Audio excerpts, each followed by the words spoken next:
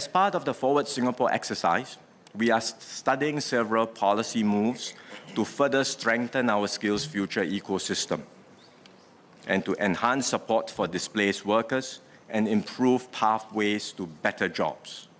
In this budget, I will focus on ensuring that training translates into good employment outcomes. We all know that it is good to have more skills training, but training programs can vary in quality. Some lead to recognized certifications or help workers gain specialized skills that are sought after by industry, but others may not be so relevant to industry needs. Workers themselves may not know what training programs to go for or what competencies and skills they need to secure better jobs. Employers, especially amongst the SMEs, may also be unfamiliar with the training landscape and often struggle to fill job vacancies despite available job seeker pools. There is therefore a need to develop labor market intermediaries who can work with industry training and employment facilitation partners to optimize training and job placement.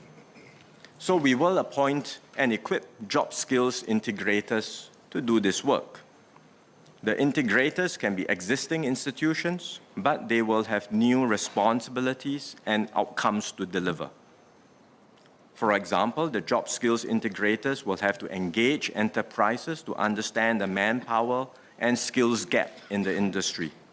They will have to work with training providers to update existing training programs or develop new ones that will close the skills gap. They will also have to work closely with employment facilitation agencies, get buy-in from industry partners and unions, and identify individuals with the right aptitude and fit for training. Most importantly, they must ensure that training translates into better employment and earnings prospects. We will pilot the job skills integrators in the precision engineering, retail, and wholesale trade sectors where there are higher concentrations of mature workers and SMEs. And the Minister for Education will share more about this at the COS. We will also continue to provide additional employment support for senior workers who wish to continue working. I will therefore extend the Senior Employment Credit till 2025 to continue providing wage offsets to employers that hire senior workers. I will also extend the part-time re-employment grant till 2025 to encourage employers to offer part-time re-employment, other flexible work arrangements, and structured career planning to senior workers. And the Minister for Manpower will share more details at the COS. At the same time, we will continue to help lower wage workers achieve better career progression and wages. We made several major moves last year. We expanded the progressive wage model to more sectors and occupations, and we required companies that employ foreign workers to pay all local employees at least the local qualifying salary.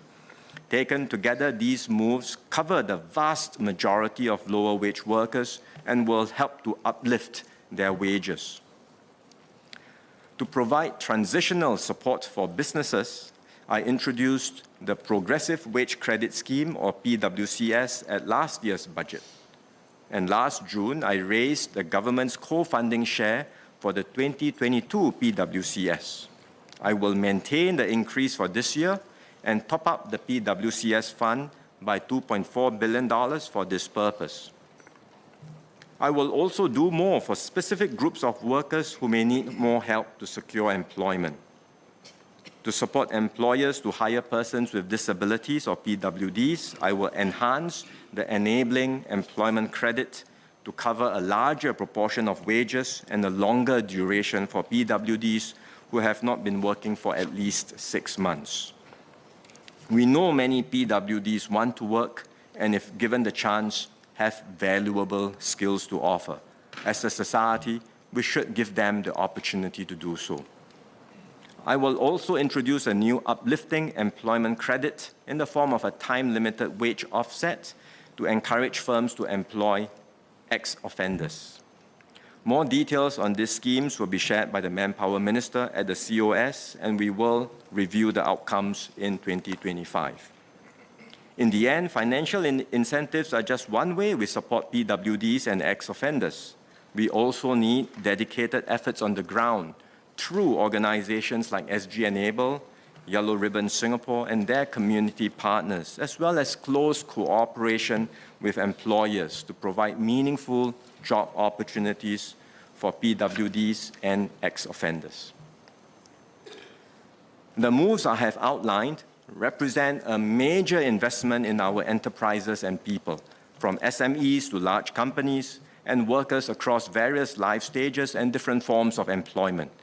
We are doing all this so that our workers and businesses can be well prepared for the future, with all its uncertainties, challenges, and opportunities.